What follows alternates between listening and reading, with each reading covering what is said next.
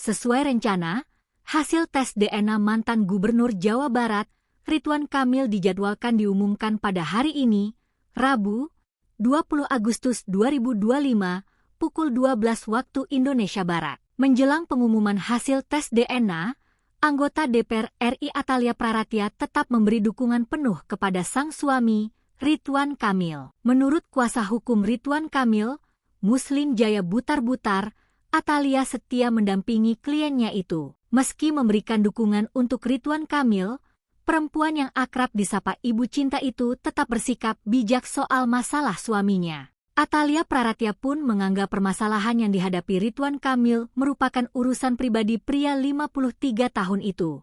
Karena ini urusan pribadi Pak Ridwan Kamil, Pak Ridwan Kamil ya tidak menganggap harus ada kehadiran ibu. Kenapa? Ya ibu kan tugasnya banyak selaku anggota dewan, paparnya. Dikatakan Muslim, Kang Emil sapaan akrab Ridwan Kamil juga ingin menyelesaikan masalahnya sendiri tanpa melibatkan Ibu Cinta.